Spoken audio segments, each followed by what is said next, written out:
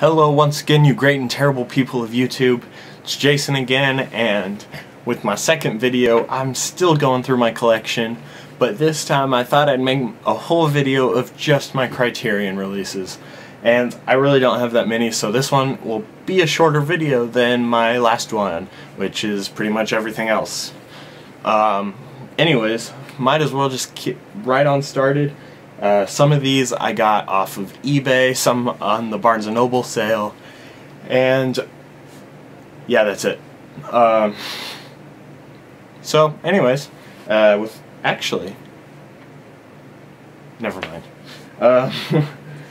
Anyways, here we go. After I say anyways, 2000. So here we go. We'll start off with the black sheep of the herd. The Curious Case of Benjamin Button. I actually got this one at FYE. Sorry. That is so rude of me. Criterion did their release of Benjamin Button, but due to some licensing issues and copyright, they wanted whatever the other company that released this was, but they do the blue Amaray case with the Criterion treatment on the actual discs. I don't know. I don't really like it, but it is what it is. Great movie though. Definitely worth watching. It's a long watch. It's 165 minutes, but definitely worth it. I thoroughly enjoyed the movie.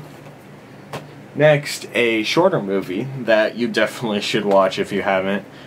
This one is actually on Netflix, so if you haven't watched 12 Angry Men, definitely go check it out. Of course, I'll suggest the Criterion version, but if you don't want to shell out the cash, then just check it out on Netflix. It's a great movie. I love how it's filmed and how simple it is, but yet how profound it is, and how basically they don't show the crime. If you don't know what it's about, it's just about 12 men on a jury while a teenager is on trial on death row, and there's one guy who tries to stop the undeniable evidence from being the decision. Well, I made that weird. Basically, he says he votes no, not guilty, and everyone votes guilty because of the evidence. But you don't see the evidence, so you have to just listen to what these guys are talking about. So you're trying to piece it together for yourself, and it's like you're the 13th juror there, and everyone has good points until the end, once everyone starts kind of realizing that this kid, spoilers, didn't do it. It came out in '57. Just watch it, okay? Anyways, that's my little rant on 12 Angry Men and why it's like one of the greatest movies of all time. And now, a movie that is not the greatest of all time, Heaven's Gate, Michael Cimino's huge blockbuster movie that totally flopped, and it brought down the studio that made Bond films, and I don't know the studio's name. I might Google this puppy. Why did I say puppy? I might just Google this little fact. Okay, Google. What studio produced Michael Cimino's Heaven's Gate?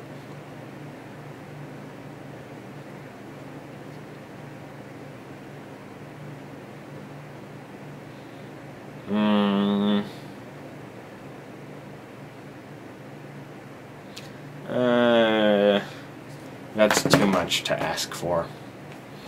I don't know. I don't know the name of it. It's something really simple. That's all I can remember. But whatever. Now, next we have some more Wes Anderson. Oh yeah. For a second I was like, wait, did I show the Grand Budapest Hotel in my last video? But I think I did. Anyways, more Wes Anderson. It's the Royal Tenenbaums, or Tenenbaums, or however you want to say it. Very good broken family film. Worth watching. regardless of whether you like Wes Anderson or not. It's just a great film. Great story, great premise. Same goes for Rushmore. Very odd movie. A little kid who's not good at school but good at everything else. Falls in love with the teacher, and he's a director in a play, and it's kind of, you might think it's a little convoluted, but Rushmore is really good. The Criterion release had, oops, not in here, it's on my wall actually. It had a poster of the campus of the school, but it also has this insert, but not really any essays on the film. I guess it's not that important, so yeah. Next, I got this off of eBay used. I got it for $13, which is a really good deal for any sort of Criterion, but I freaked out because look at that case. It's a DVD case. Days of Heaven, I was like, half the reason I wanted this movie was to see how good it looked on Blu-ray, but so I messaged the seller really fast, and I was like, you sent me the DVD and I asked for the Blu-ray, and then he replied with, yeah, I said that in the description. I don't have the Blu-ray case, but it's actually a Blu-ray. And sure enough, it was, and that's the Blu-ray. But I have, like, the bigger booklet of it that came with the DVD, so that's kind of cool. And then this little Criterion insert. I don't really know what that is, actually. I never noticed it. But anyways, Days of Heaven, beautiful movie. Definitely watch it. Next, very hard movie to watch all of in one sitting. I watched part 1. I haven't even watched part 2 of this, but I've just scattered through. But Che, really good movie. Great action, actually. Kind of a biopic type movie, but well acted, and Spanish film. Really good. If you haven't checked it out, it's a beautiful set, but it also comes with a poster and all that stuff. Definitely worth having in a collection, whether you watch it all in one sitting or not. Whatever. Next, something that's not very hard to watch, Dazed and Confused. This, you can just kick back and watch anytime you want. Good 70s, or yeah, 70s, that's when it took place, but it was made in the 90s. Dazed and Confused. Matthew McConaughey's in it, Ben Affleck's in it. If you haven't watched Dazed and Confused, what have you been doing for the past 12 years? Yeah. 12. Doesn't seem that long. No, yeah. 23 years. Boom. I still feel like it's early 2000s, so yeah.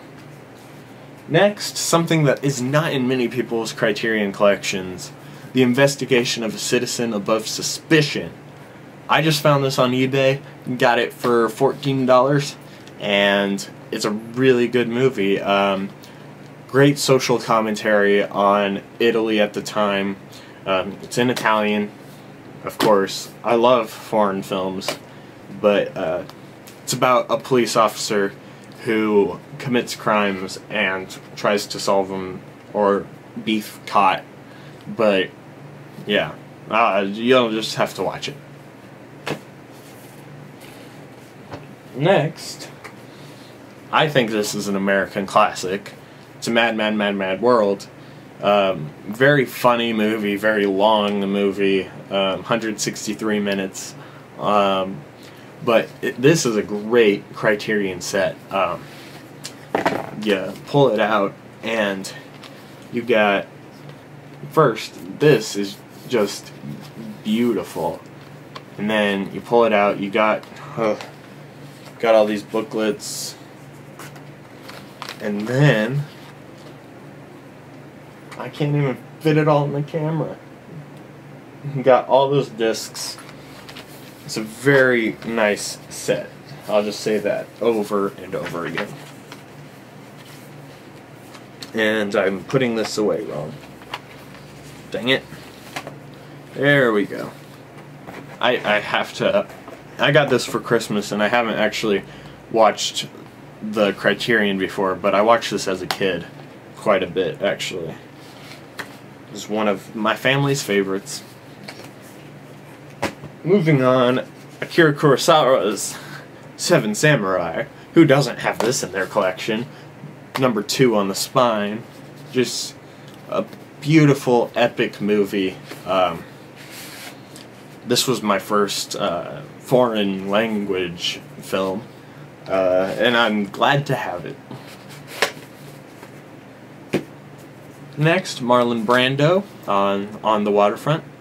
I picked this up pretty early in my Criterion building, and I actually haven't watched it yet. Really been meaning to get to it. It's a good... All I've heard is it's a good Marlon Brando movie, and this won Best Picture the year it came out, 54. Won the Oscar. Next, another underrated Criterion, which kind of is funny to say, but, you know, there's those popular Criterions that everyone has, but not many people have Ace in the Hole, and this is a really good movie. Came out in 51, great black and white film, and very much like the premise, not quite the execution or how it like plays out or anything, of Nightcrawler, but it's about this journalist who just wants to have a good story. He used to be on the top, and then he went to a small town, got a small job, and then this guy gets stuck in a mine, or a mine, and he doesn't want him to get out because he wants to report on it and have the biggest story in his breakout story again.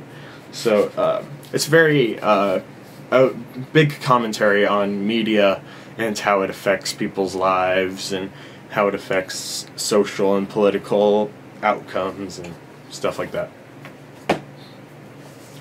Next, this is my favorite deal I've ever gotten, because I got this for $23, and even 50% off it's $40, and that's the red, white, and blue, the 3 colors trilogy, and for $23, I didn't care the condition.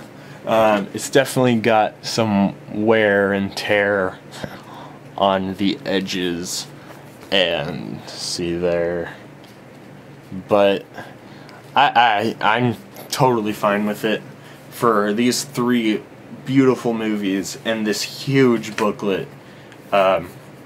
Worth every penny, and it's just worth having no matter what. Of course, if it's worth every penny, I might as well spend $40, but I'm cheap. Next, I have Alfred Hitchcock's... That sounded weird. I guess it's because I said cock. Alfred Hitchcock's Foreign Correspondent, and very good, pretty suspenseful movie. It's got some good twists in it. Definitely worth watching if you're a Hitchcock fan or some old thriller fan. But yeah, love the movie. Definitely worth watching. All Criterions, if you can get your hand on them, are probably worth watching. It might be hard to watch or difficult, I don't know. But anyways, I digress. Next, these next 2 are not Criterions, but I didn't include them in my last video. I just don't really know where they belong, because I believe they belong in Criterion and would be in Criterion if Criterion could get the rights to them. So, and also, one of them has like commentary from Criterion, but it's definitely not a release from Criterion. How many times am I going to say Criterion? Who knows? Anyways, next I got North by Northwest, and this is the digibook version, so it's very nice. Got pictures and an essay or 2 and classic movie, classic movie. But yeah, I think Criterion, if they could, would do a release of this. Next up is Taxi Driver, and this is the one with the Criterion commentary, and definitely worth watching. It has a lot of bonus features, so I kind of consider it Criterion-ish. But this edition just has a bunch of mini poster type things. I'm sure most of you have seen these. But Taxi Driver is one of my favorite movies. One of my favorite Scorsese films, one of my favorite films of all time, really. But it's actually, I have a Taxi Driver background on my computer at work. So, yeah, there you go.